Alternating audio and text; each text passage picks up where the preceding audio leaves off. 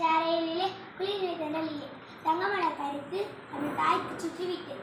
சங்க தமிழ் தந்த தங்க தமிழ் மொழியில் தொடங்கிய முறையை நமது இந்தியா நாட்டை சுமார் 200 ஆண்டு ஆங்கிலேயர்கள் அடிமையாக்கி வைத்திருந்தார். ஆங்கிலேயரிலிருந்து நாட்டை பெற இந்த விடுதலை போராட்டத்தில் பங்கேற்கிய தமிழ்நாட்டை சேர்ந்த தலைவர்களை பற்றி பார்ப்போம்.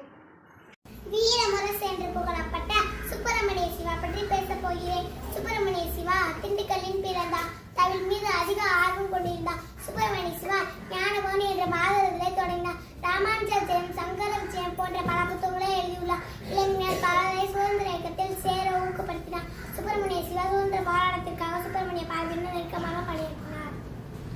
இங்கே விடுதலைக்காக அச்சமில்லை அச்சமில்லை அச்சம் என்பதில்லையே, உச்சிமீது வானிருந்து விழுகின்ற போதிலும் அச்சமில்லை அச்சமில்லை என்ற மகாகவி பாரதியாரை பற்றி பேசப்படுகிறது. பாரதியார் தூத்துக்குடி மாவட்டத்தில் எட்டயபுரத்தில் பிறந்தார். தனது 7 வயதில் கவிதை எழுத ஆரம்பித்தார்.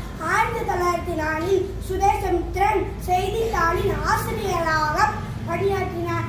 பாரதியார் எழுதிய கவிதை நூல்களான வந்தே மாதரம், அச்சமில்லை, எங்கே தாயும், ஜெயபாரதம் போன்றவை சுதந்திர போராட்டத்தில் மக்களை ஈடுபடுத்த தூண்டின. அண்ணல்களை நடந்தார். விடுதலை வேள்வியில் நின்றுட்டார். அடிமேல் அடியாய் விழுந்து ரத்தம் சிந்தியர்களும் கொடிய கீழே விழவில்லை. ஒரு காப்பு புகழ் பெற்ற ஒரு காக்க குமரன் அவர்களை பற்றி பேசப் போகிறேன். ஒரு காக்க குமரன் எளிய குடும்பத்தில் பிறந்து நாட்டு விடுதலைக்காக இளம் வயதிலே கண்ணை அர்ப்பணித்துக் கொண்டார். தேசப்பந்து இளைஞர் சங்கம் என்பதை தொடங்கினார். ஆங்கிலேயருக்கு எதிரான போராட்டத்தின் போது அவர் இந்தியாவின் தேசிய கொடியில் கையில் ஏந்தியபடியே இருந்தார். எனவே அவர் கொடிகாத்த குமரன் என்று அழைக்கப்படுகிறார்.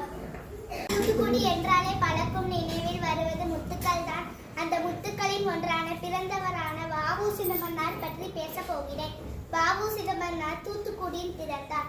அவர் ஒரு நல்ல எழுத்தாளராகவும் பேச்சாளராகவும் திகழ்ந்தார். வள்ளி நாயக உலகநாத சிதம்பரனார் எனப்படும் வ.உ. சிதம்பரனார் ஆங்கிலேய கப்பலுக்கு எதிராக சுதேசி நீராவி கப்பல் சேவையை தூத்துக்குடி மற்றும் கொழும்பு இடையே தொடங்கினார். எனவே கப்பலோட்டிய தமிழன் என்று அழைக்கப்பட்டார்.